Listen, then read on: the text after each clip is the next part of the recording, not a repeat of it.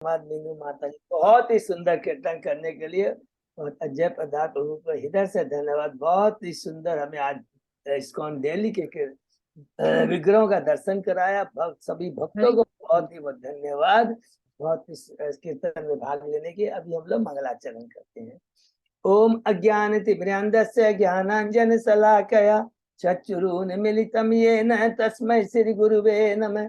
श्री चैतन्य मनोभीष्टं स्थापितं येन भूतले स्वयं रूप कदा मह्यं ददाति स्वपदान्तिकम्।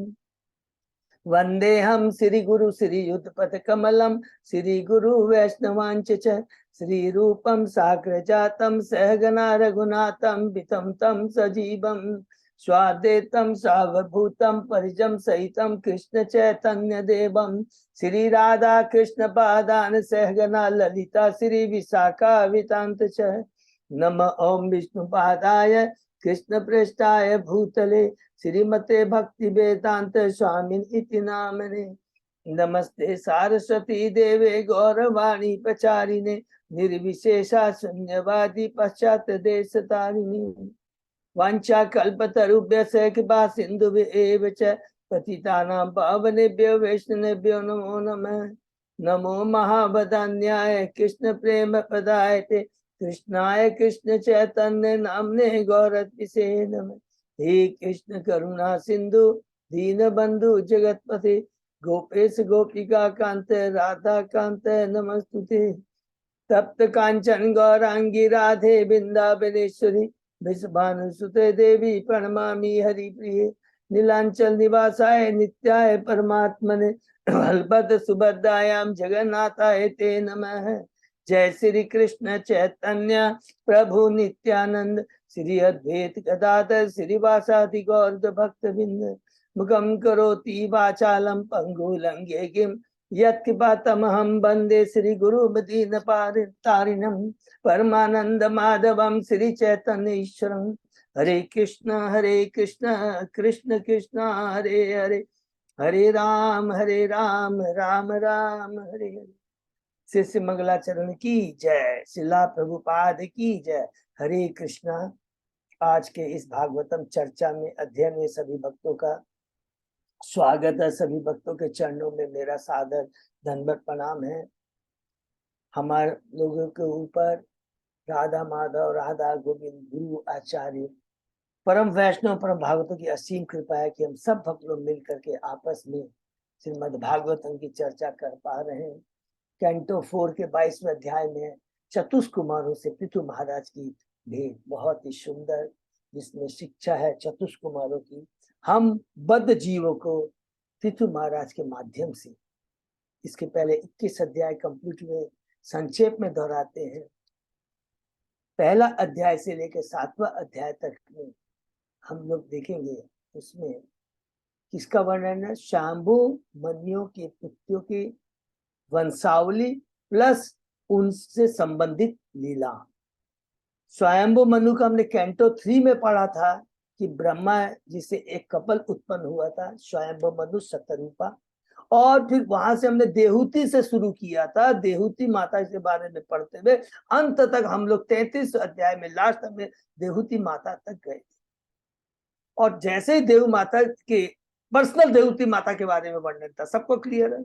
अब यहाँ पर कैंटो 4 में हमने देखा, पहले अध्याय में देवहूति माता के बारे में वर्णन है, देव माता की पुत्रियों के बारे में वर्णन। तो पहला अध्याय क्या है कि स्वयंभु मनु की पुत्रियों का वर्णन शीर्षक है, लेकिन वर्णन किस किस का? आकुति का, प्रसूति का और देवहूति की पुत्रियों का।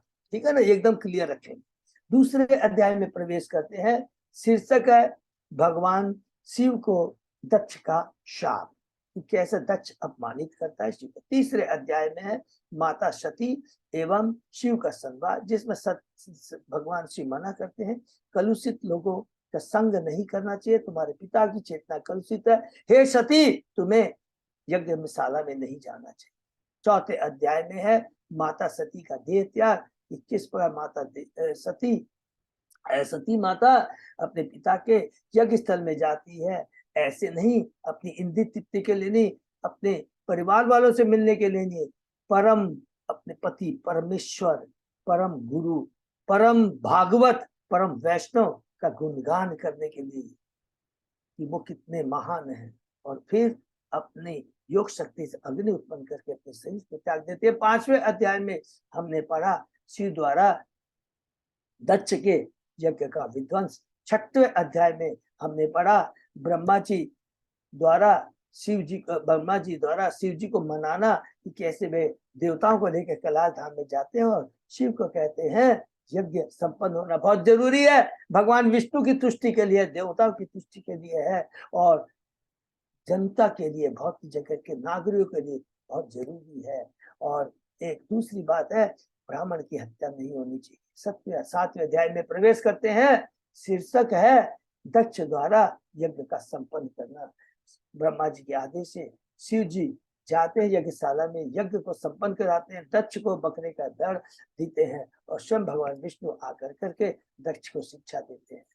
खत्म होता है यहाँ पर शायमुनि के पुत्र की वंशावली। 8वें अध्याय में प्रवेश करते हैं, जिसमें उत्तानपाद से शुरू होता है उनके पुत्र की वंशावली, किसके? स्वयंभू मनु का। और संक्षेप में हमने पढ़ा है कैसे अधर्म अपनी बहन मूसा से ब्याह करता है, जिसका दुष्परिणाम क्या होता है कि जो वंशावली होती है वो क्या होती है? पापमयी, पाप कलुषित चेतना वाली, ऐसे बोल सकते हैं। और किसमें शीर्षक है ध्रुव महाराज का गृह त्याग और गमन जाना। ये 8वें अध्याय का शीर्षक है, जिसमें हमने पढ़ा ध्रुव महाराज किस प्रकार अपनी माता सुनीति और गुरु नारद जी की कृपा से भगवान की भक्ति कर करके मधुबन में यमुना नदी के तट पर भगवान को प्रसन्न करते हैं। 9वें अध्याय में प्रवेश करते हैं। शीर्षक है ध्रुव महाराज का अपने महल वापस जाना।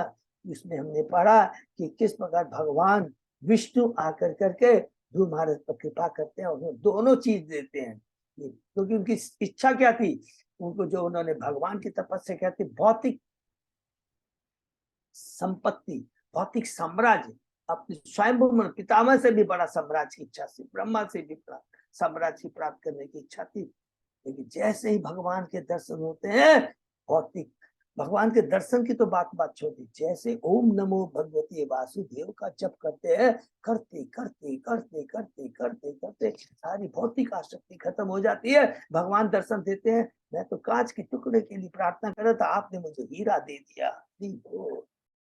वापस चले आते हैं महल में, उत्तानपाद देखते हैं मेरा पुत्र राजसिंहासन बैठने में लायक हो गया है, तो अपने महल को छोड़कर राज सिंहासन को छोड़कर चले जाते हैं। 10वें अध्याय में प्रवेश करते हैं।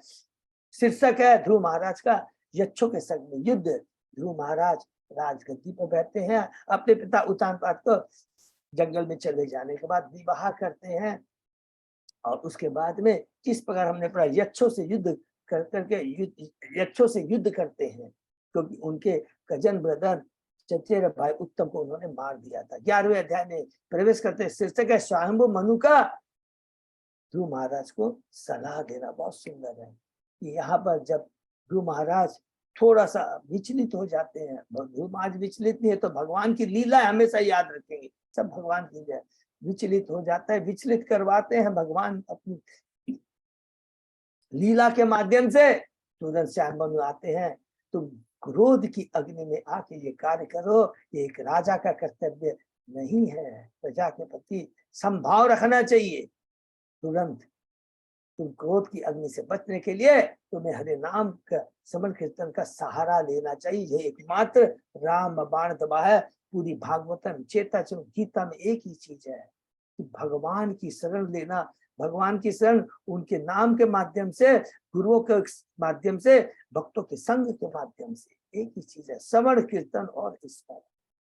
12वें अध्याय में प्रवेश करते हैं। शीर्षक है ध्रुव महाराज का भगवान के वैकुंठ लोक धाम जाना, कि ध्रुव महाराज किस प्रकार स्वयंभू मनु से शिक्षा प्राप्त करने बाद युद्ध समाप्त करते हैं, कुबेर जी से आशीर्वाद प्राप्त करते हैं कि भगवान के चरणों में भगवान के प्रति अखंड श्रद्धा स्मृति बनी रहे। राज सिंहासन भगवान के आदेश के अनुसार करते हैं। फिर बद्रिकाश्रम चले जाते हैं, भगवान की भक्ति करते हैं, और विष्णु लोग आकर उन्हें भगवान के धाम ले जाते हैं। 13वें अध्याय में यहाँ से शुरू होता तीसरा पड़ाव कह सकते हैं अब ध्रुव महाराज के वंशावली के वर्णन, क्योंकि उत्तान पाद नहीं रहे। ध्रुव महाराज के बारे में पढ़ लिया। अब ध्रुव महाराज के बाद में उनकी वंशावली के बारे में है, जिसमें हमने पढ़ा कि उनका जो पुत्र है वत्सर जब राज सिंहासन पर बैठता है तो उसकी वंशावली में कौन हुए? अंग महाराज और बेन महाराज। अंग महाराज भगवान के परम भक्त थे, उसके उल्टे उसके विपरीत बेन नास्तिक, क्रोधी, अभक्त था। अंग महाराज किस प्रकार अपने पुत्र की कलुषित चेतना को देखकर, उसके व्यवहार को देखकर, निर्दयता को देख करके घर छोड़ के चले जाते हैं और एक शिक्षा देते हैं कि कोई भी चीज यदि हमें, देखिए भौतिक जगत में कुछ भी अच्छा नहीं है, अच्छा वही चीज है, हर चीज अच्छी है अगर वो भगवान की सेवा में यूज किया जाए, और सारी चीज और सारे कार्य दोषपूर्ण है यदि वो हमें भगवान से दूर ले जाते। कहते हैं ये मेरा पुत्र है, कुपूत हुआ तो क्या हुआ, इसके चलते मेरी आसक्ति जो थी खत्म हो गई है, भगवान के प्रति आसक्ति बढ़ गई है, बहुत अच्छा है। ये बहुत सूक्ष्म ज्ञान। 14 अध्याय में प्रवेश करते हैं और किसपांग महाराज जंगल को चले जाते हैं और 14 अध्याय में शीर्षक है राजा बेन की कथा। किस प्रकार जब ऋषि देखते हैं कोई राजा नहीं रहा शासन को चलाने के लिए जो बहुत आवश्यक है, बेन को राजगद्दी पर बैठाते हैं, आध्यात्मिक धार्मिक अनुष्ठानों को बंद कर देता है, तुरंत क्रोधित हो जाते हैं ऋषि, अपनी हुंकार से उसे मार देते हैं और अंत में उसके जांगों का उसकी सौ के जांगों का वो मंथन करने से एक निषाद उत्पन्न होता है। और आज भी निषाद जाति हमने पढ़ा पाप पूर्ण में पाप पूर्ण कार्य निमित्त है। 15वें अध्याय में प्रवेश करते हैं, राजा पृथु की उत्पत्ति और अभिषेक। हरि बोल। तो अंग महाराज, बेन महाराज और उसके बाद में पृथु महाराज, सारी परंपरा को याद रखते रहेंगे, इसीलिए हम लोग दोहराते हैं, बहुत अच्छा रहता है। पृथु महाराज जब बेन के शरीर के बाहों से को मंथन किया जाता है, एक कपल उत्पन्न होता है, पृथु एवं अर्ची उनकी पत्नी कपल है, याद रखेंगे। और किस प्रकार उनका ग्लोरिफिकेशन होता है, ब्रह्मांड के सारे गंधर्व लोग से देवताओं के द्वारा पितृ सब कुछ करते हैं। लेकिन पितृ महाराज से कहते हैं ये उचित नहीं है, केवल शिक्षा देने के लिए कि जब तक हमें ये ज्ञान नहीं हो जाए कि कौन पात्र है ग्लोरिफिकेशन, तब तक ग्लोरिफिकेशन नहीं करना चाहिए, वो अपमान के बराबर। हरि बोल, हरि कृष्ण। ये अपमान के बराबर बहुत इंपॉर्टेंट शिक्षा है। 16वें अध्याय में प्रवेश करते हैं, बिंदु जनों द्वारा पृथु महाराज की प्रसन्नता। यहाँ पर बंदी जन हम बद्ध जीवों को बताते हैं पृथु महाराज के माध्यम से हम जो ग्लोरिफिकेशन कर रहे हैं, तो जो शास्त्रों में जो वर्ण है किसका ग्लोरिफिकेशन होना चाहिए, और गुरु के आदेश के अनुसार ब्रह्मा जी ने बताया आप शक्ति जैसा अवतार है, फिर तो महाराज प्रसन्न हो जाते हैं कि नहीं कहते कि मेरा ग्लोरिफिकेशन मत करो, और कहते हैं आप पृथ्वी का दोहन करेंगे, पृथ्वी को समतल करेंगे, 100 अश्वमेघ यज्ञ करेंगे, चतुष्कुमारों से आप ज्ञान प्राप्त करेंगे और प्रजा को 3 तापों से मुक्त करेंगे। हरि बोल। 19-17वें अध्याय में प्रवेश करते हैं, महाराज पृथु का पृथ्वी पर कुपित होना, कि किस प्रकार पृथु महाराज शिक्षा देते हैं पृथ्वी के माध्यम से कि जो कुछ मैं भगवान के ऊपर ही निर्भर है। पृथ्वी कहती है कि आप मुझे मार देंगे तो नागरिकों का जो आवश्यकता कैसी पूरी होगी, तुम क्या कहती है पृथ्वी, मैं अपनी योग शक्ति से प्रजा का पालन करूंगा, भगवान की ही शक्ति है, भगवान की कृपा से पूरे चाहे भौतिक जगत हो या आध्यात्मिक जगत में उन्हीं की शक्ति है, वो भौतिक शक्ति है, आध्यात्मिक शक्ति से पूरी सृष्टि चल रही है। हरि बोल। 18वें अध्याय में प्रवेश करते हैं, पृथु महाराज पृथ्वी का दोहन। बहुत सुंदर, किस प्रकार इसमें हमने पढ़ा मानक विधि से श्रुति और स्मृति, श्रुति के में जो लिखा गया है, स्मृति में जो कहा गया है, उसके माध्यम से उन्हें पृथ्वी का दोहन किया, पृथ्वी को समतल बनाया और ग्रामों और नगरों की प्रॉपर योजनाएं की। 19वें अध्याय में प्रवेश करते हैं, राजा पृथु के 100 अश्वमेघ यज्ञ। उसमें हमने पढ़ा कि किस प्रकार इंद्र कलुषित चेतना ईर्ष्या के भाव से पृथु के 100वें अश्वमेघ यज्ञ में बाधा उत्पन्न करता है। पृथु महाराज भी क्रोधित हो जाते हैं और जब देखते हैं कि ऋषि लोग अपने मंत्रों के माध्यम से इंद्र को आह्वान करके आहुति देने वाले रहते हैं, तुरंत ब्रह्मा जी आकर के बहुत सुंदर शिक्षा देते हैं, कोई भी कार्य हम यदि कोई करते हैं दूसरे की चेतना कलुषित होती है, ये बहुत गलत चीज है। हमारा कर्तव्य है कि दूसरे को भगवान से जोड़ना, कलुषित चेतना को शुद्ध करना, भगवान के हरिनाम कीर्तन का को दे करके उसके, लेकिन उसके विरुद्ध अगर कोई कार्य करते हैं अनुचित है।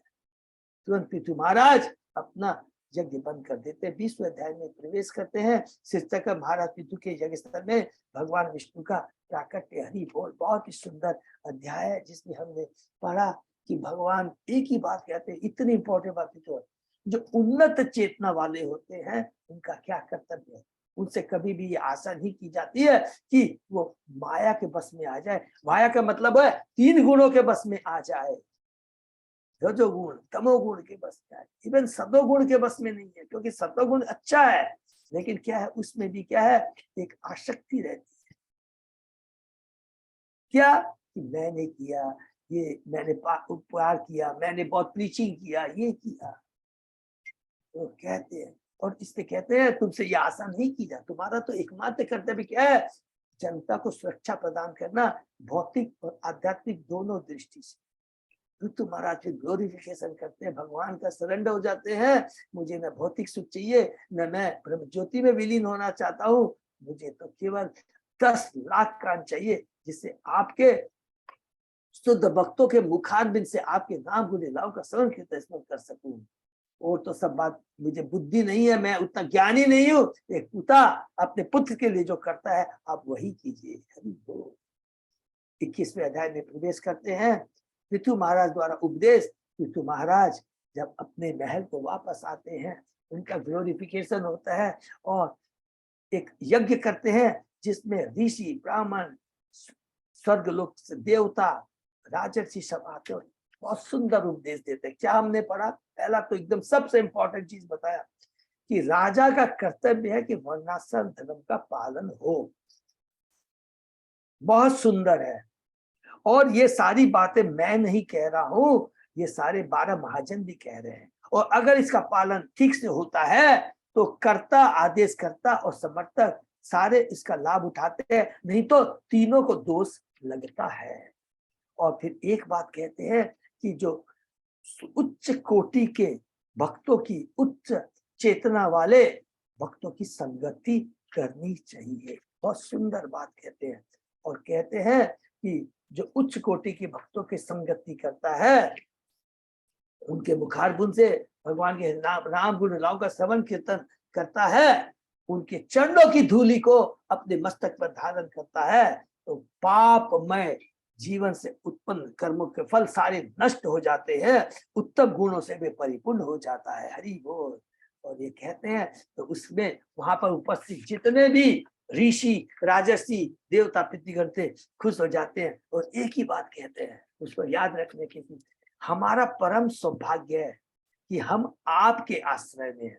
माने आपके आश्रय में मतलब हम भगवान के आश्रय में, क्योंकि राजर्षि, राजा, राजर्षि बोलेंगे, नॉट राजा, राजर्षि, परम वैष्णव, वो क्या होते हैं, तो भगवान के प्रतिनिधि होते हैं, वो भगवान के बराबर होते हैं। 22वें अध्याय में हम प्रवेश करते हैं। चतुष्कुमार से पृथु महाराज की भेंट। जब अंत में सारे जो प्रजा जो आए थे, असंख्य ब्रह्मांड से आए थे, उसी समय चतुष्कुमार वहां पहुंच जाते हैं। हमने पढ़ा 22वें अध्याय में चतुष्कुमार से पृथु महाराज की भेंट। कितना सुंदर कहा यहाँ पर, एक परम वैष्णव जब घर में आता है तो उसका किस प्रकार आदर करना चाहिए। और कहा कि एक परम वैष्णव गुरु को प्रसन्न करने से भगवान प्रसन्न हो जाते हैं। हमने बहुत अच्छे से सीखा कि किस प्रकार वैष्णव का आदर सत्कार करना चाहिए। फिर कहते हैं, पृथु महाराज कहते हैं कि समस्त लोकों में विचरण करने से लोग आपको पहचान नहीं पाते, क्योंकि जो कलुषित चेतना वाले वो नहीं समझ पाते हैं परम वैष्णव का। इसलिए याद रखना चाहिए, अगर हम लोग परम वैष्णव को अगर हमारे घर में नहीं आते हैं तो क्या पड़ा है, जितना भी धन हो, यश हो, वो सब जिस प्रकार उस वृक्ष के तुल्य है, वो घर उस वृक्ष के तुल्य है, क्या विषेले सर्प ही सर्प रहते हैं। हरि बोल। फिर कहते हैं, प्रश्न अब करते हैं पृथु महाराज, बहुत सुंदर प्रश्न करते हैं, एकदम प्लीज, इतना बढ़िया प्रश्न। कहते हैं अपने बारे में नहीं पूछते, किसके बारे में पूछते, चतुष्कुमारों से। सब बद्ध जीवों के लिए। एक जो भगवान का परम भक्त होता है, ये हमेशा याद रखेंगे, एक बहुत सूक्ष्म जो हमने शिक्षा इसमें ली है कि एक जो परम शुद्ध भक्त होता है वो कभी भी अपने बारे में प्रश्न नहीं करता। क्यों? क्योंकि उसकी चेतना इतनी उच्च कोटि की होती है कि वो भौतिक जगत के द्वंद्व से कभी प्रभावित नहीं होता है। लाभ हानि सुख दुख इससे कोई इसको मतलब ही नहीं है, और हमेशा दिव्य चेतना में रहता है।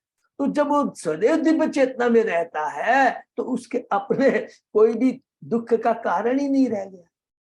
अब वो क्या करता है, दूसरे जीवों को जब देखता है तो बहुत दुखी होता है और सदैव घूमता रहता है, विचरण करता रहता है कि मैं भगवान के आदेश का कैसे पालन कर सकूं। भगवान ने कहा है कि सारे जीवों का कल्याण होना चाहिए। तो कहते हैं ऐसे व्यक्ति जो अपने पूर्व कर्मों के कारण इस संसार में फंसे हुए हैं, इसका कल्याण कैसे? आपकी कुशलता के बारे में मैं क्या पूछूं? आप में कुशलता कुशलता पूछना बेकार है, क्योंकि आप तो सदैव आध्यात्मिक स्तर पर रहते हैं। हरि बोल। इस संसार में व्यक्ति को भौतिक ताप से मुक्त करने के लिए साधु पुरुषों, ईश्वर के भक्त और हरे कृष्ण मन, तीन चीज की दरकार। कहते हैं, क्या कहते हैं चतुष्क कुमार, कि अगर भौतिक तापों से जो पीड़ित है, अगर उससे मुक्ति चाहते हो, इससे छुटकारा पाने के लिए केवल क्या कहते हैं, साधु पुरुषों का संग, ईश्वर के भक्तों की संगति और हरे नाम संकीर्तन। क्योंकि भक्त साधु नारायण का विश्वस्त दास होता है। हे पृथु, आप इन प्रश्नों का उत्तर जानते हैं, लेकिन मुझे मालूम है ये प्रश्न आप क्यों पूछते हैं, क्योंकि आप भगवान के परम भक्त हैं, सर्वोत्तम उत्तम कोटि के भक्त हैं। आप तो सकता है सब बता रहे इनडायरेक्टली। तो कभी भी जो सदैव दूसरों के लिए चिंता करते हैं। और फिर हमने पढ़ा, कहते हैं कि जहां शुद्ध वक्ता होता है, जहां शुद्ध श्रोता होता है, और वहां पर क्या होता है, केवल भगवान के नाम गुणगान का स्मरण कीर्तन होता है, भगवान से संबंधित प्रश्न होते हैं। और ऐसा होने से क्या होता है, श्रोता वक्ता दोनों लाभान्वित होते हैं।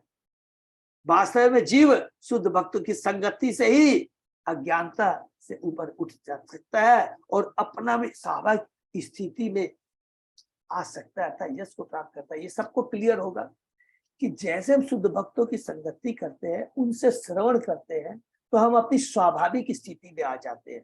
जीव की स्वाभाविक स्थिति क्या है, जीव स्वरूप कृष्ण नित्य दास, ये तो बोल रहा है।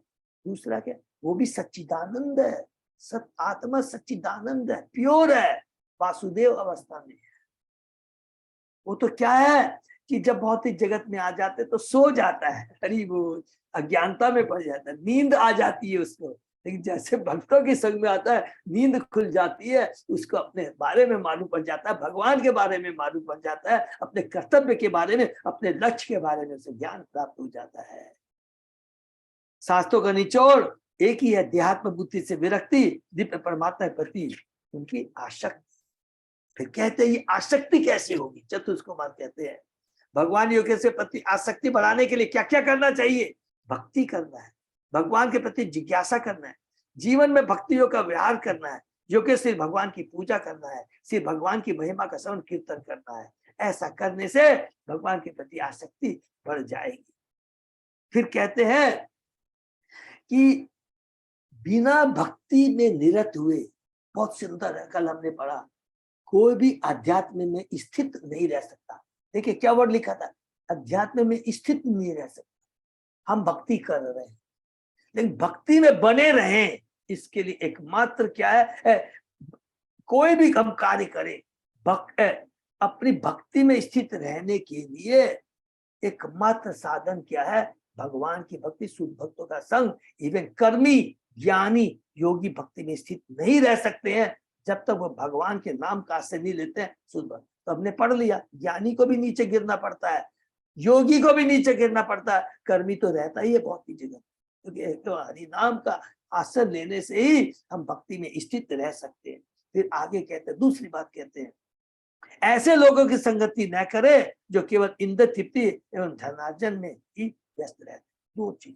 फिर कहते हैं कि जीव को अहिंसक नहीं होना चाहिए, आचार्यों का पद चिन्हों का अनुसरण करना चाहिए, भगवान की लीलाओं का सदैव श्रवण कीर्तन करना चाहिए, बिना किसी भौतिक कामना के यम नियमों का पालन करना चाहिए, अन्यों की निंदा न करे, भक्त को अत्यंत सादा जीवन बिताना चाहिए और विरोधी तत्वों की द्वैतता से विचलित नहीं होना चाहिए, उसे उन्हें सहन करना चाहिए। हरि बोल। तो लास्ट श्लोक में जो हमने पढ़ा था उसे सहन करना चाहिए।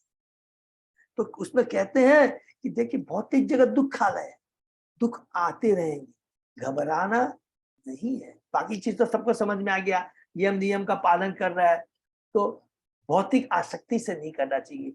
भगवान की हम भक्ति है, भगवान मुझे धन दे दे, ये दे दे, जो कुछ भी करे भगवान की आदेश क्या है उसको ध्यान में रखना चाहिए। क्या आदेश है कि हे मेरा जीव, मेरी आत्मा, मुझे बहुत तकलीफ हो रही है, जब मेरा अंश मुझसे दूर है, भौतिक जग में तकलीफ पा रहा है, प्लीज मैं देखो स्वयं तुम्हारे पास आया हूँ, आचार्यों को भेजा हूँ, कृपा करके इस भौतिक जगत को छोड़कर मेरे साथ चलो, मेरे पास आ जाओ। बहुत सुंदर का है। इसलिए भौतिक जगत में तो देखो सुख दुख लाभ हानि है, चिंता नहीं करना है, इससे घबराना नहीं है। माता इस पश्चात कौनते शीतोष्ण सुख दुख आगम पाइन अनित्य तांत चिश्व भारत है। ये सुख दुख लाभ आदि तो भौतिक जगत में, और ये सब क्षणिक है। इस श्लोक में कहते हैं सब क्षणिक है, इससे तुम प्रभावित मत हो। कब प्रभावित हम नहीं होंगे? बोलने से तो नहीं होगा। अरे प्रभु बोलना तो बहुत आसान है, बिल्कुल 100% प्रभावित नहीं होंगे। अगर भगवान की भक्ति करते हैं, भगवान के भक्तों का संग करते हैं, तो गारंटी है पहाड़ जैसा दुख भी राई के समान हो जाएगा, सहने की शक्ति आ जाएगी। स्वयं भगवान हम आपके संरक्षण, भगवान अपने संरक्षण में रखते हैं।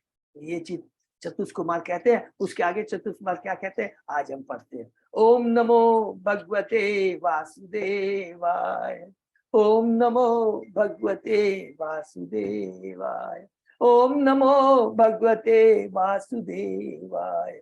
नारायण नमस्कृत नरं चैव नरोत्तमं देवी सरस्वती व्यासं ततो जयम् उदीरयेत्। नष्प्रायेषु अभद्रेषु नित्यं भागवत सेवया भगवती उत्तम श्लोके भक्ति भवति नैष्ठिकी।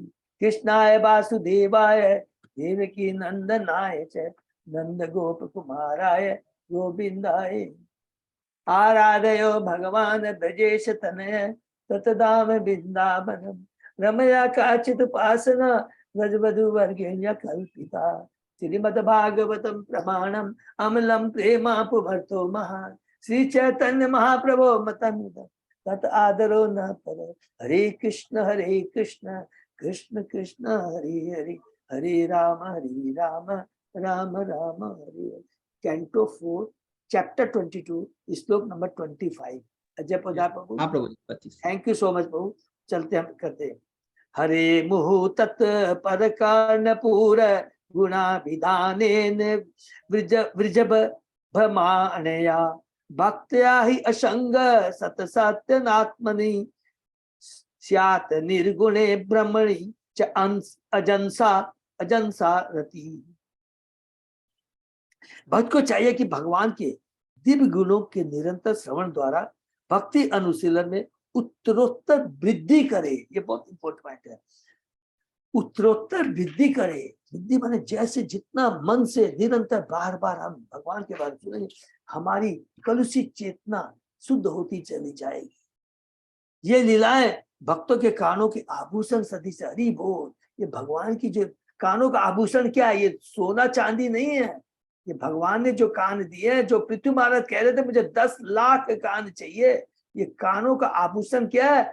जब इसके अंदर में भगवान के नाम गुण लीलाओं का श्रवण होता है, भक्ति करने तथा भौतिक गुणों को पार करने से मनुष्य सहज निर्गुण श्री भगवान में स्थित हो सकता है। निर्गुण भगवान जो 3 गुणों से ऊपर है।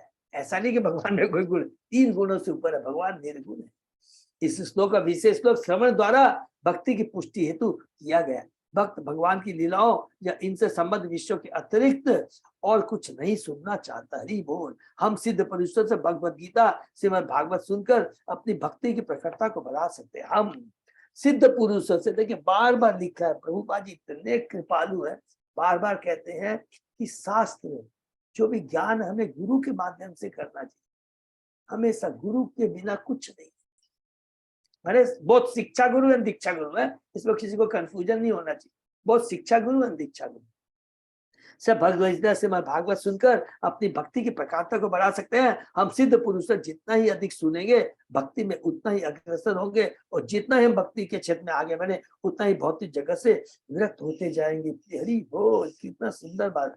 जैसा कि भगवान चैतन्य ने उपदेश दिया है कि हम जितना ही भौतिक जगत से विरक्त होंगे उतने भगवान के प्रति आसक्ति में वृद्धि होगी। अतः जो भक्त भक्ति में प्रगति करना तथा भगवान के धाम को जाना चाहता है उसे सारे इंद्र सुख तथा ऐसे व्यक्ति की संगति त्याग देनी चाहिए जो धन तथा पीछे के दीवाने रहते हैं।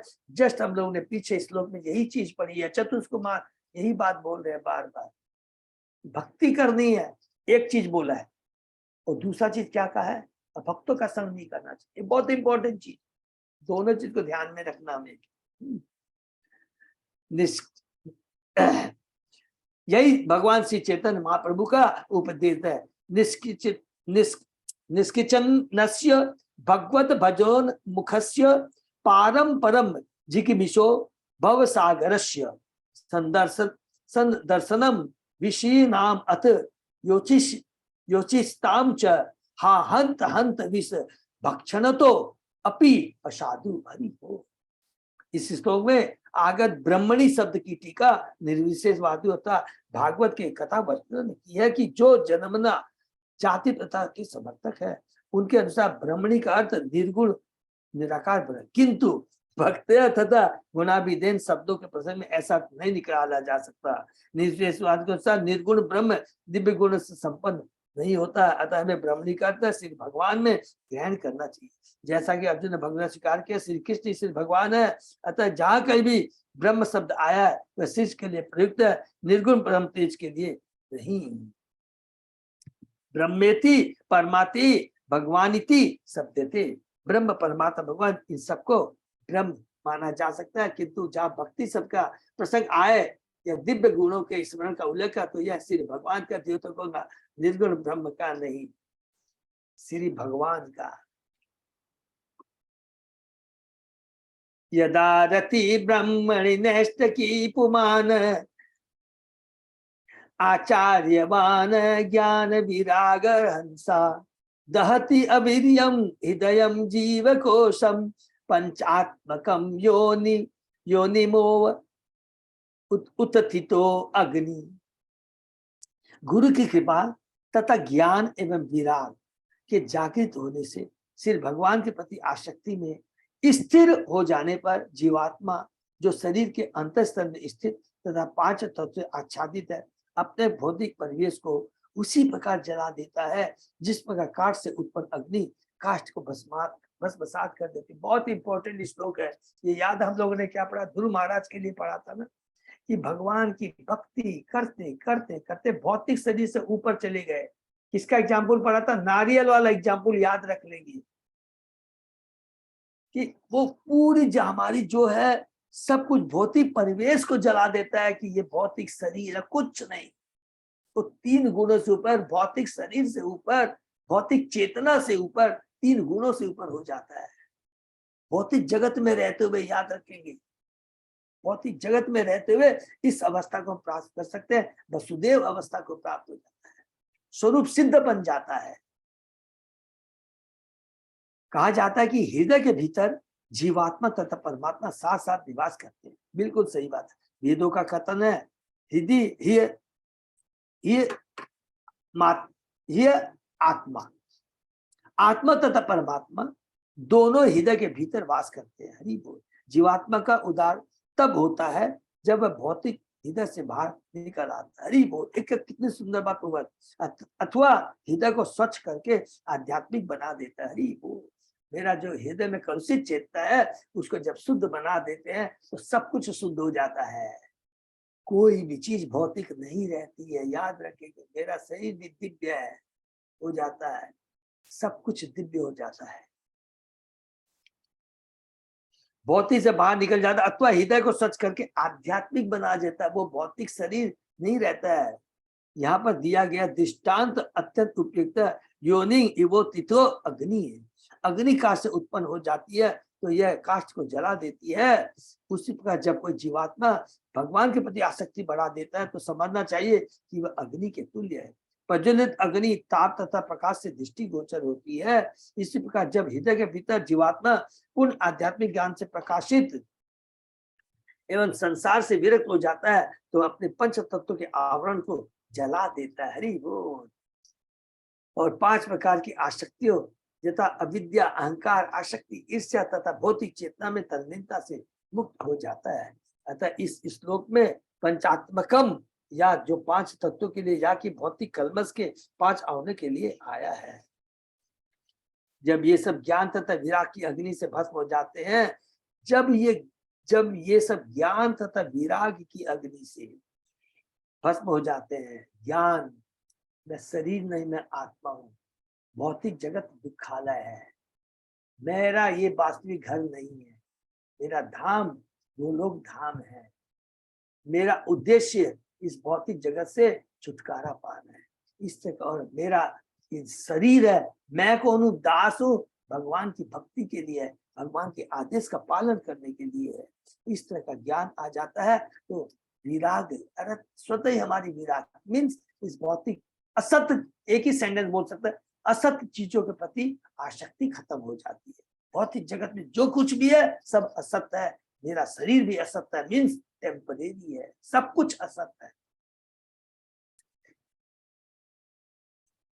जब ये सब ज्ञान विराग की अग्नि से भस्म हो जाते हैं तो मनुष्य भगवान की भक्ति में स्थिर होता है। हरि बोल।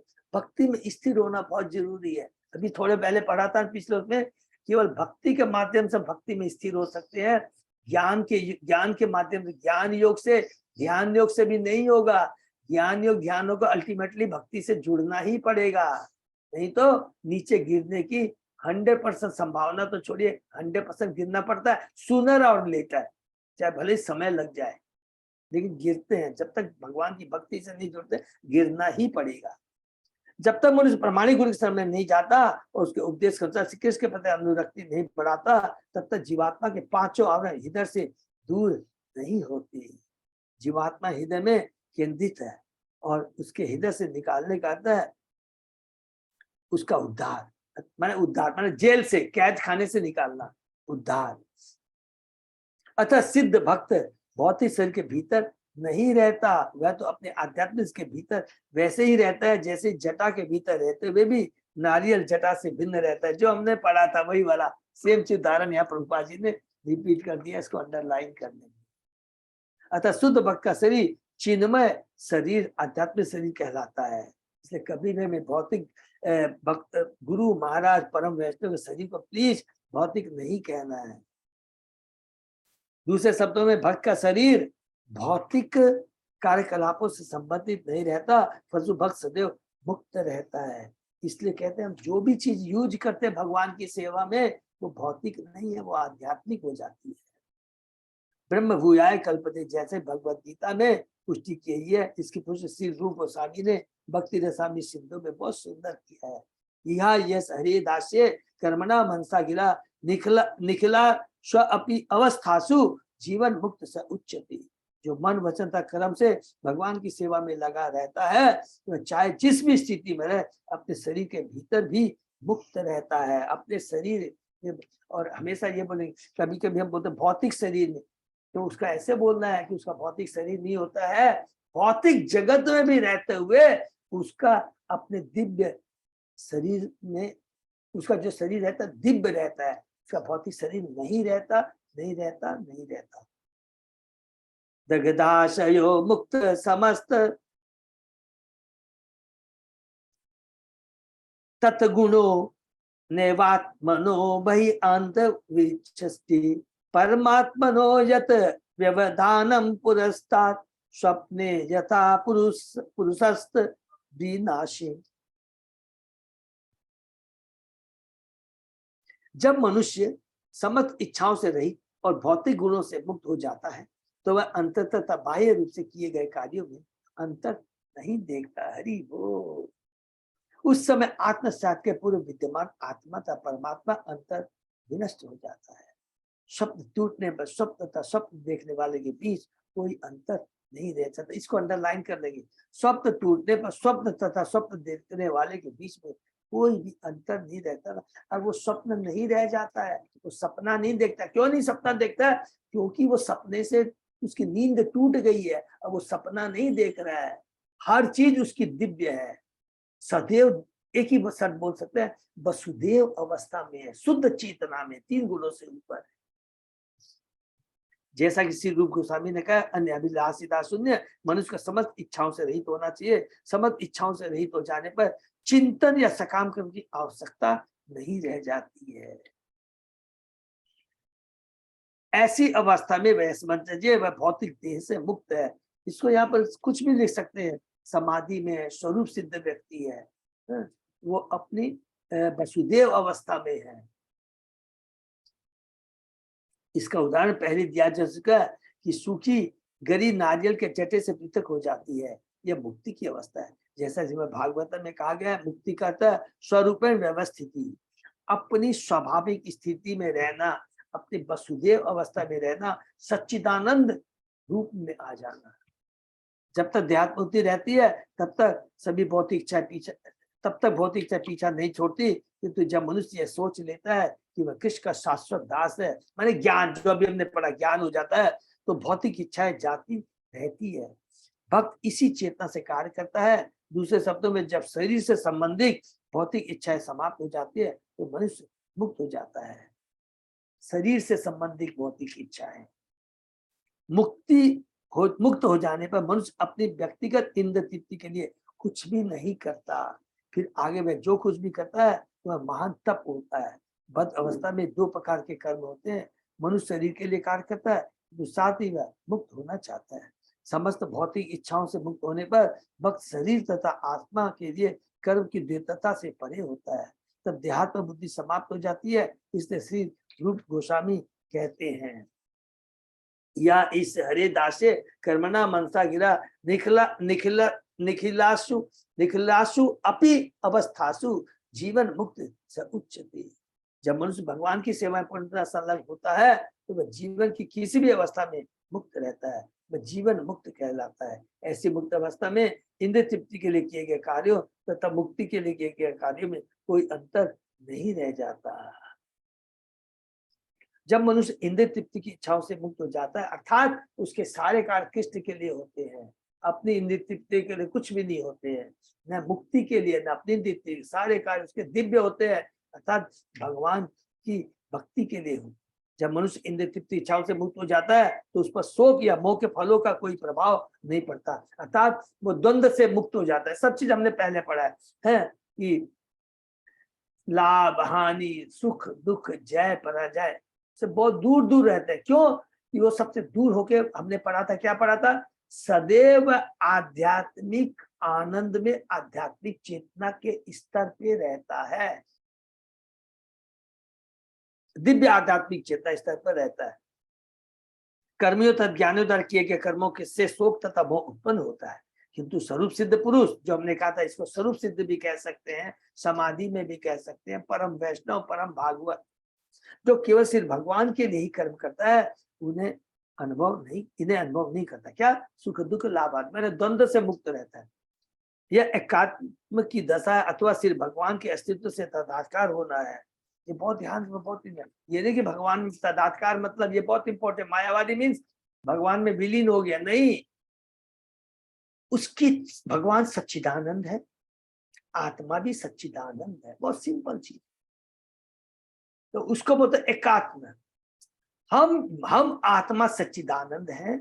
जब भौतिक जगत में आज के बद्ध जीव हो जाते हैं, लेकिन जैसे भगवान की भक्ति करते हैं तो वो जो सपना टूट जाता है, उन ज्ञान में आ जाते हैं, सारे कार्य सारी चेतना कृष्ण में हो जाती है। तो हमारी चेतना कृष्ण की चेतना, हम सच्चिदानंद, कृष्ण सच्चिदानंद है, एक। उसी को बोलते हैं एकात्मता। इसका अर्थ यह हुआ कि जीव अपनी पृथक सत्ता होते हुए भी पृथक स्वार्थ नहीं रखता, वह भगवान की सेवा में पूरी तरह लग जाता है, उसे अपनी इंद्रिय तृप्ति से कोई वास्ता नहीं रह जाता, अतः वह केवल सिर्फ भगवान को देखता है। प्रत्येक जीव को, प्रत्येक चीज को, सबको भगवान से संबंधित सब में भगवान को देखता है। जो हम लोग कैंटो 11 में जब पढ़ेंगे उत्तम कोटि के भक्त होते हैं, वो चीज यहाँ बता रहे हैं। वह भगवान की से पूरी तरह लग जाता है, उसे अपनी इंद्र तृप्ति से कोई वास्ता नहीं रह जाता, अथवा केवल सिर्फ भगवान को देखता है, अपने आप को नहीं। उसके स्वार्थों का अंत हो जाता है, नींद टूटने पर स्वप्न समाप्त हो जाता है। हरि बोल। किंतु स्वप्न में मनुष्य अपने को राजा मानकर शाहीशान सैनिक आदि सब कुछ देख सकता है। स्वप्न समाप्त होने पर वह अपने अतीत और कुछ नहीं देखता। स्वप्न समाप्त होने के बाद में देखिए कितनी बड़ी बात है, जब हमारा स्वप्न टूट जाता है, हम स्वप्न में देखते हैं जबकि अभी हम है कुछ नहीं, कि अरे स्वप्न हम देखते हैं, सपोज कीजिए हम कुछ नहीं, हमारे पास साधारण जीवन है, बहुत कमाई नहीं है, ये स्वप्न सोचते हैं हम अरबपति खरबपति सब कुछ बने। लेकिन जब हम स्वप्न टूट जाता है आध्यात्मिक दृष्टि से, यस मैं भगवान का दास हूं, और भगवान का दास सबसे उच्च कोटि का पद होता, हमने पढ़ा है ना। अरे करोड़पति बाप का बेटा तो करोड़पति हुआ ना, तो सपना नहीं है, वास्तविक स्थिति में आ जाता है। कब आता है? जब सदैव भगवान मैं अपनी चेतना को भगवान की चेतना से जोड़ता है, भगवान के आदेश को ही अपना परम सर्व सब कुछ मानता है। ये वास्तविक चेतना है, ये वास्तविक हमारा पद है, यही वास्तविक हमारी पोजीशन है, और ये सबसे ऊंची पोजीशन है भगवान का दास होना। इसी प्रकार मुक्त पुरुष जानता है कि वह परमेश्वर का अंश रूप है और उन्हीं के इच्छा से सारे कार्य करता रहता है, इससे वह उनके साथ अपने बीच कोई अंतर नहीं देखता। यद्यपि दोनों की सत्ताएं पृथक पृथक रहती है। सत्ताएं सबको समझ में आ गया ना। हम भगवान के अंश है, हम भगवान नहीं है, नहीं है, हम दास हैं। लेकिन भगवान का जो अंश होता है, पिता पुत्र को देख लीजिए, पिता अलग है, पुत्र अलग है, लेकिन पुत्र को पूरा अधिकार है अपने पिता की संपत्ति के ऊपर। पूरा जो पिता भोगता है पुत्र भी वही भोगता है। कितनी सूक्ष्म बातें, कितनी इजी बातें हैं, अगर इसको हम लोग जीवन में, और हम अपने पिता को छोड़ कर करके भिखारी की तरह भौतिक जगत में आ कर करके 3 गुणों के प्रभाव में आ करके दुख पा रहे हैं। यद्यपि दोनों की सत्ता पृथक रहती है। नित्यो नित्यानाम चेत सचेत तनानाम। परमात्मा आत्मा के एकाकार का यह पूर्ण बोध है। ये सबको समझ में आ गया होगा, परमात्मा आत्मा का एकाकार होगा, सबको समझ में आ गया। ये बहुत इंपॉर्टेंट है, प्लीज इसको बार बार हम लोग डिस्कस करते हैं, याद हमेशा इसको डिस्कस करते रहेंगे। नेक्स्ट, आत्मानम इंद्रियार्थम च परम यत् उभयो अपि सति आशये उपादो वे पुमान पश्यति न अन्यदा। जब आत्मा इंद्रिय तृप्ति के हेतु रहता है तो वह नाना प्रकार की इच्छाएं उत्पन्न करता है। हरि बोल। जिसके कारण उसको उपाधियां दी जाती है, किंतु जब मनुष्य दिव्य स्थिति में रहता है तो भगवान की इच्छा को पूरा करने अतिरिक्त और किसी कार्य में रुचि नहीं दिखाता। भौतिक इच्छाओं से आच्छादित होने के कारण आत्मा को विशेष प्रकार की देह उपाधियों से आच्छादित माना जाता है। इस पर आत्मा अपने को पशु, मनुष्य, देवता, पक्षी इत्यादि मानता है। अहंकार से जिन झूठी पहचान से I am the creator, I am the promoter, I am the managing director, मैं ये हूँ, मैं ये हूँ, मैं बंगाली हूँ, मैं मारवाड़ी हूँ, मैं भारतीय हूँ, मैं ऑस्ट्रेलियन हूँ, ये सारी चीजें अहंकार से झूठी पहचान से प्रभावित होकर मोहमय भौतिक इच्छाओं से आच्छादित होकर वह पदार्थ तथा आत्मा में भेदभाव करने लगता है। जब मनुष्य में इस प्रकार का भेदभाव नहीं रह जाता तो पदार्थ आत्मा में कोई अंतर नहीं रह जाता, तब तो आत्मा ही प्रमुख कारण बन जाता है। जब तक मनुष्य भौतिक इच्छाओं से आच्छादित रहता है वह अपने को भोक्ता या स्वामी मानता है। इसको अंडरलाइन कर लेंगे प्लीज। इस प्रकार वह इंद्रिय तृप्ति के लिए कार्य करता है और भौतिक पीड़ा, सुख तथा दुख से प्रभावित होता है। सुख दुख लाभ है। किंतु जब मनुष्य जीवन के इस बोध से मुक्त हो जाता है तो फिर वह उपाधियों से प्रभावित नहीं होता और वह प्रत्येक वस्तु को परमेश्वर के परिप्रेक्ष्य में आध्यात्मिक मानता है। सारी वस्तुओं को, सब चीज को श्री रूप गोस्वामी ने भक्ति रहस्य सिंधु में इसकी व्याख्या अनासक्त विषयान पूर्ण अनासक्त विषयान अर्थ उंजनता निर्बंध कृष्ण संबंधे युक्त वैराग्य उच्चते। बहुत सुंदर श्लोक है। मुक्त पुरुष को न तो इंद्र तृप्ति से न अन्य किसी पदार्थ से लगाव होता है। वह जानता है कि प्रत्येक वस्तु भगवान से संबंधित है और प्रत्येक वस्तु का उपयोग भगवान की सेवा में किया जाना चाहिए। उपयुंजता है, फलता है, वह कुछ भी नहीं छोड़ता। उसके लिए किसी भी वस्तु को त्यागने का प्रश्न ही नहीं उठता, क्योंकि परमहंस जानता कि किस प्रकार प्रत्येक वस्तु को भगवान की सेवा में लगा जाए। मूलतः प्रत्येक वस्तु आध्यात्मिक है, कुछ भी भौतिक नहीं है। तो यदि वो भगवान की सेवा में लगे। चेतन चरितामृत में कहा गया कि इसे बाद में कोई भी भौतिक दृष्टि महाभागवत में माने कोई भी भौतिक दृष्टि नहीं होती। स्थावर जंगम देखे ना देखे तार मूर्ति सर्वत्र है निज इष्ट देव स्मृति। यद्यपि वह वृक्षों पर्वतों तथा अन्य जंगम जीवों को देखता है, किंतु वह उन्हें परमेश्वर की सृष्टि रूप में देखता है। वह केवल सृष्टा को देखता है, सृजित को नहीं। हरि बोल। दूसरे शब्दों में सृजित सृष्टा में कोई अंतर नहीं दिखता। वह प्रत्येक वस्तु में सिर्फ भगवान के दर्शन करता है। वह प्रत्येक श्री कृष्ण को और वस्तु को पाता है। यही एकाकार है। और इस सेम चीज हम बार बार बोलते हैं। सेम चीज भागवतम में कैंटो 11 में है, दूसरा अध्याय शायद 45, 46, 47। बहुत सुंदर, उत्तम, मध्यम और निम्न, कनिष्ठ माने भक्तों के बहुत सुंदर वहां पर विश्लेषण है। निमिते सती सर्वत्र जलादा अपि पुरुष है आत्मन च परस्यापि विदाम पश्यति न अन्यदा। विभिन्न निमित्तों के फलस्वरूप मनुष्य अपने तथा दूसरों में अंतर देखता है। जिस प्रकार की जल, तेल या दर्पण में एक ही पदार्थ के भिन्न भिन्न प्रतिबिंब दिखते हैं।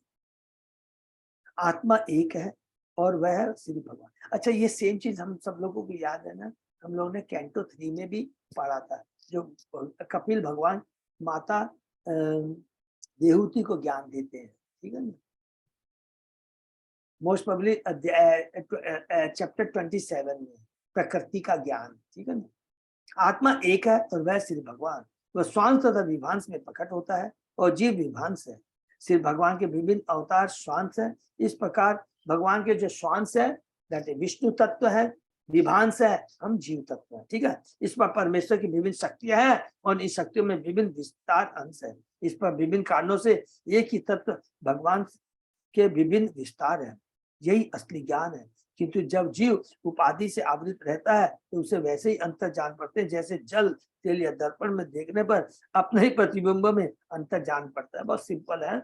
जल में हम अपना चेहरा देखते हैं, तेल में जब देखते हैं, दर्पण में देखते हैं, तो वही चेहरा अलग अलग दिखाई देता है। जब कोई वस्तु जल से प्रतीत होती है तो वह चल प्रतीत होती है, किंतु जब बर्फ से प्रतिबिंब होती है तो स्थिर रहती है। तेल में प्रतिबिंब होने पर वही धुंधली जान पड़ती है। वस्तु एक है, विभिन्न अवस्था में वह भिन्न प्रतीत होती है। यदि पात्रता कारण को निकाल लिया जाए तो सारी वस्तुएं एक ही प्रतीत होती है। हरि बोल। दूसरे शब्दों में, जब भक्ति योग के अभ्यास से मनुष्य परमहंस अथवा सिद्ध अवस्था को प्राप्त होता है तो उसे सर्वत्र श्री कृष्ण के दर्शन होते हैं। उसके लिए मानो अन्य कोई वस्तु रहती ही नहीं, माने कोई चीज भौतिक नहीं दिखाई देती। बहुत सिंपल चीज है। सृष्टा और सृष्टि, उसको खाली सृष्टा दिखाई देता है। एग्जाम्पल, कोई भी ये कलम को देखा, ओ ये भगवान की सृष्टि है, ऐसे नहीं देखा ये भौतिक है, नहीं, ये भगवान की सृष्टि है, सब कुछ है। शरीर, किसी को जीव को देखेगा, ओ ये भगवान का अंश है, माने भगवान से संबंधित उसको सब कुछ दिखाई देती है। माने उसका सारी चेतना कृष्णमय हो जाती है। निष्कर्ष के रूप में कह सकते हैं कि विभिन्न कारणों से जीवात्मा पशु, मनुष्य, देवता जैसे विभिन्न रूपों में दृष्टिगोचर होता है। वास्तव में प्रत्येक जीवात्मा परमेश्वर की तटस्था शक्ति है। अतः भगवत गीता में व्याख्या दी गई है, जो वास्तविक आत्मा के दर्शन कर लेता है तो उसे विद्वान ब्राह्मण तथा कुत्ता हाथी या को में कोई अंतर नहीं दिखता। पंडिता शब्द विद्या बिना संपन्न ब्राह्मण से पाके पंडिता शब्द सिवा। जो पंडिता वह केवल जीवात्मा को देखता है, उसके भाई आवरण को नहीं। अतः जो अंतर है वह भिन्न कर्मों का फल है। और जब हम कर्म करना बंद करके भक्ति कार्य में लग जाते हैं तो हम यह समझ पाते हैं कि हम अन्यों से भिन्न नहीं है। उनका रूप चाहे जो भी हो, ऐसा केवल कृष्ण भागवत के अंतर्गत ही संभव है। इस आंदोलन में विश्व के सभी भागों की सभी जातियों के लोग भाग ले रहे हैं और वे अपने को सिर्फ भगवान का दास समझने के कारण काले गोरे या पीले लाल में कोई भेदभाव नहीं देखते। अतः कृष्ण भाव आंदोलन ही एकमात्र साधन है जिससे जीवात्मा समस्त उपाधियों से मुक्त हो जाए। सर्वोपाधि विनिर्मुक्तम। हरे कृष्णा। तो बड़ा सूक्ष्म ज्ञान है, बहुत सिंपल है, जो अभी हम लोगों ने पढ़ लिया है। सिंपल एक ही चीज यहाँ पर चतुष कुमार कहते हैं, जब हमारे चेतना कलुषित होती है तब हमें ये मालूम पड़ता है कि मैं हिंदू हूं, मैं मुस्लिम हूं, ये हूं। ये क्या है? सब भौतिक सोच है। आप सोचिए, जब कोई एक एग्जाम्पल से हमको समझ में आ जाएगा कि जब हम कोई भी शरीर छोड़ता है, चाहे हिंदू हो या मुस्लिम हो, इवन आप पशु का ले लीजिए, शरीर छोड़ता है तो वो शरीर जब खत्म हो जाता है तो उसके अंदर जो चीज रहती है तो आत्मा ही है ना। और सारी आत्मा भगवान का अंश है ना। केवल ये चीज जो भौतिक आवरण से हमको मालूम पड़ता है ये चीज है, ये माने असत्य को हम देखते हैं। सत्य क्या है? उस सत्य असत्य के अंदर में बैठा हुआ सत्य, इस भौतिक आवरण के भीतर बैठा हुआ आत्मा, वो शाश्वत है, वो सत्य है, परमात्मा सत्य है। जो कुछ भी है सब भगवान से सब एक चीज का। दूसरा, ये भौतिक जगत भी है, किसने बनाया, किसकी सृष्टि है? भगवान की सृष्टि है। तो इसका भी जो अस्तित्व है सब भगवान की, माने जो कुछ भी है भगवान है, भगवान के बिना कोई चीज का अस्तित्व नहीं है। यही सोच, इसी को कहता है एकाकार। विवाह भगवान के कोई चीज का।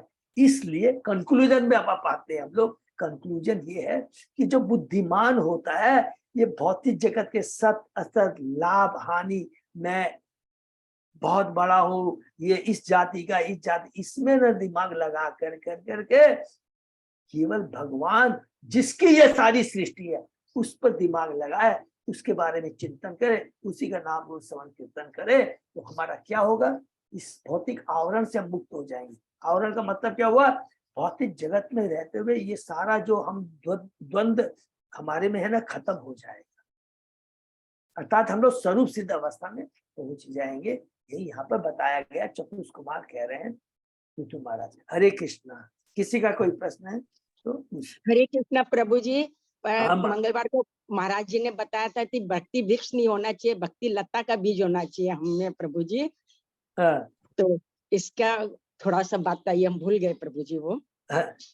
माता जी, उनका बोलने का मतलब ये था कि हमको हमारी अपनी भक्ति लता है ना, भक्ति जो लता है उसको हमको बढ़ाना है। माने इनडायरेक्टली आपको ये नहीं कि मैं वो माने अपने को लता के रूप में, माने हमारी जो अंदर की जो भक्ति की लता को हमको बढ़ाना है, ठीक है नहीं, उसको बढ़ाना है। माने यही बोलने का मतलब था, उनका मतलब है, समझे कि नहीं? और जब अपनी भक्ति लता को आप बढ़ाते चले जाएंगे, चले जाएंगे तो क्या होगा कि अल्टीमेटली आपको क्या मिल जाएगा? आपका लक्ष्य मिल जाएगा। तो वो बस सिंपल रूप उन्होंने। हरे कृष्णा। हम लोग यही विराम देते हैं।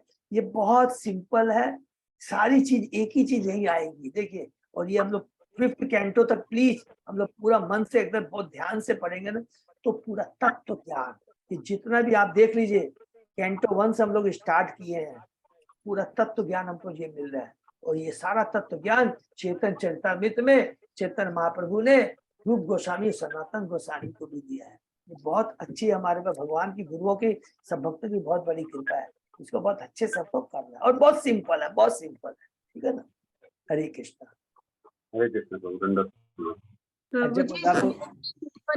किंतु अमल करना ही सब कुछ है माता जी। हमने अमल ही तो माने अमल करने के ऊपर हम लोग को ध्यान देना है। सुनने में तो सब चीज बहुत सिंपल लगती है।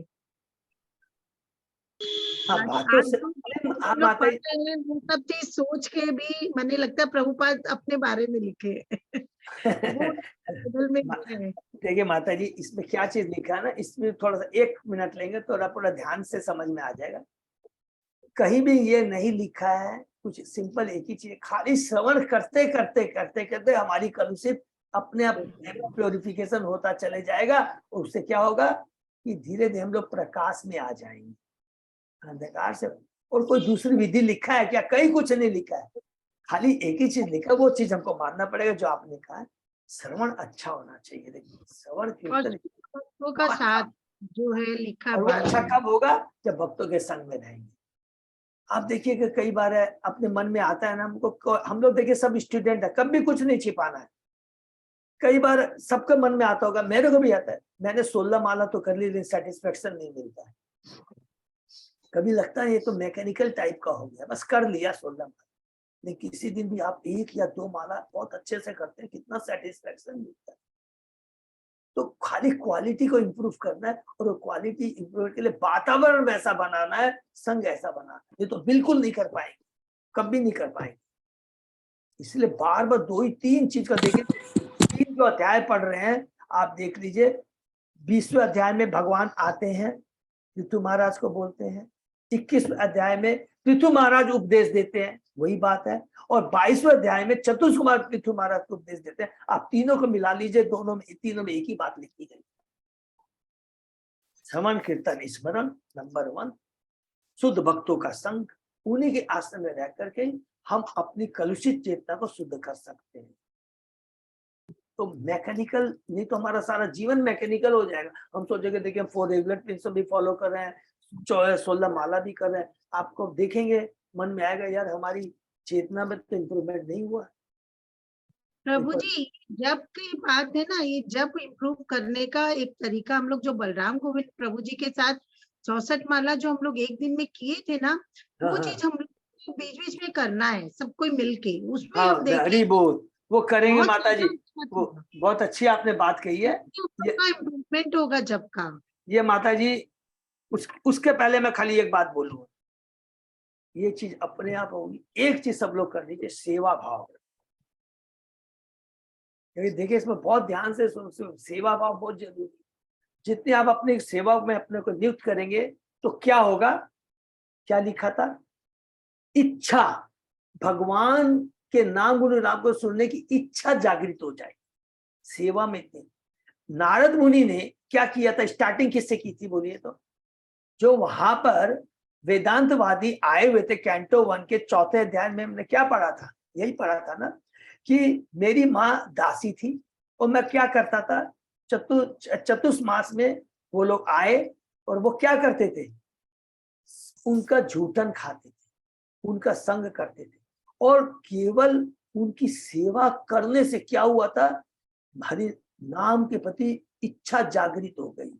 और जब उनसे मैं और सुनता जाता तो मैं दिव्य स्तर पे पहुंच गया। और इस स्तर पे पहुंच गया था कि भगवान ने देखा कि इस स्तर पर पहुंच गया कि थोड़े दिन बाद में जब मेरी माँ को सर्प ने काट देता है तो रोता नहीं, क्या वर्ड बोलते हैं कि मेरी जो एक आसक्ति थी, बंधन था, वो भी खत्म हो गया। ये लेवल की चेतना चली आती है कि माँ के प्रति जो आशा वो भी खत्म हो गए। ऐसा नहीं कि माँ के प्रति प्रेम नहीं है, माने ये भौतिक जगत है, माता पिता सब ये इसी जीवन का केवल संबंध है। जितना हम एक्सरसाइज करेंगे ये कब आएगा? गुरुओं की सेवा करना, मंदिरों में सेवा करना। अब गारंटी है, मैं भी यही सीखा हूँ बार बार साथ। तो आप स्वतः ही आप देखेंगे आपका सारा ये चैंटिंग ये सारी ऑटोमेटिक इंप्रूव हो जाएगी। जो इंप्रूव हो जाएगी, एक इसके पीछे भी लॉजिक है, क्योंकि ये जो आप कार्य कर रहे हैं सदैव आप भक्तों के संग रह रहे हैं, भगवान के संग रह रहे हैं। और भक्तों के संग जब रहते हैं, भगवान के संग रहते हैं, अर्थात पूरा वातावरण आध्यात्मिक रहता है। अब मंदिर में जाते आते वातावरण है ना, हम कोई भी सपोज कीजिए आज गुरु महाराज का प्रोग्राम हुआ, वो वातावरण आध्यात्मिक है ना, तो चेष्टा यही करनी चाहिए आध्यात्मिक वातावरण में रहे। तो वो अपने आप हो जाएगा। तो बिल्कुल आपने जो कहा कि स्वतः ही हमारा ये होगा कि 60 राउंड्स 64 राउंड्स हम कर लेंगे माता जी, लेकिन याद रखना कि मेरे सारे राउंड्स में क्या होना चाहिए, पूरा मेरा कंसंट्रेशन होना चाहिए। ये बहुत, और ये कब आएगा, तब केवल एक ही बात लिखा है, फिर एक ही चीज रिपीट करूंगा, शुद्ध वैष्णव की सेवा करने से। शुद्ध वैष्णव को घर में बुलाइए, उनको सेवा कीजिए, उनको प्रसाद दीजिए, आप देखिएगा कितना मिराकल चेंज है। मंदिर में जाइए, मंदिर में सेवा कीजिए, मंदिर में दान दीजिए, आप खाली ये चीज करते जाइए। नारद मुनि कोई ज्ञानी नहीं थे, ये हम क्योंकि हमने बोला कि शास्त्र का ज्ञान था, पूरी भगवत गीता पर कुछ नहीं लिखा, कहीं नहीं लिखा। ध्रुव महाराज को ज्ञान था, कुछ याद नहीं। प्रहलाद महाराज को सब याद, कुछ नहीं। सब भगवान की कृपा से स्वतः सब कुछ आ जाता है। ठीक है ना माता? थैंक यू सो मच, सबको बहुत बहुत धन्यवाद। और हम लोग जरूर, जैसे कि माता जी ने हम लोग को कहा, जरूर हम करेंगे, भगवान की कृपा है कि 64 माला का जो मिनी माता जी ने बताया है, हम जरूर करेंगे, इसमें कोई डाउट नहीं है। तो उसके लिए हम लोग प्लानिंग कर सकते हैं। आप ही प्लानिंग करके बता दीजिए माता जी, सब लोग मिल करके हम लोग कर सकते हैं। कोई भी जैसे कि जैसे अभी आता ही है ना, निर्जला एकादशी तो आती है, उसके पहले भी करना तो हम कर सकते हैं। ठीक है ना? हरे कृष्णा, यहीं पे विराम देते हैं। प्रभु डिसाइड करेंगे। हरि बोल, अजय प्रभु की जय। ठीक है, प्लानिंग करेंगे। अजय प्रभु भी देखिए, अभी आते बहुत अच्छा लगा। अभी हमारे फेस्टिवल कमेटी VP CDC की मीटिंग हुई थी, अजय प्रभु आए थे, तो हमेशा वो ज्वाइन करते हैं और हम लोग सेशन शेयर करते हैं। बहुत बहुत धन्यवाद सबको। अच्छा, मतलब कोई अनाउंसमेंट है क्या प्रभु? नहीं प्रभु जी, बस रामनवमी आने वाली है। रामनवमी का जो मैंने उसमें जगन्नाथ सर्किल में मेरे पास आया था, तो मैंने डाल दिया। वैसे तो अजय प्रभु के पास रहता है, तो मेरे पास आया था, जस्ट मैंने पोस्ट किया। तो सब लोगों को जरूर अटेंड करना है और जितना हो सके उस दिन। और 12 बजे तक का सबको फास्टिंग है, ये अभी भूल जाता हूँ, याद रखना है। मंदिरों में मंदिर में अभिषेक होगा, पूजा होगी और उसके बाद प्रसाद होगा अप टू 1 o'clock। हरे कृष्णा, यहीं पे विराम देते हैं। भक्तों का बहुत बहुत धन्यवाद। फिर सोमवार को सुबह 7 बजे हमारी क्लास अभी मंडे टू थर्सडे ही हो रही है।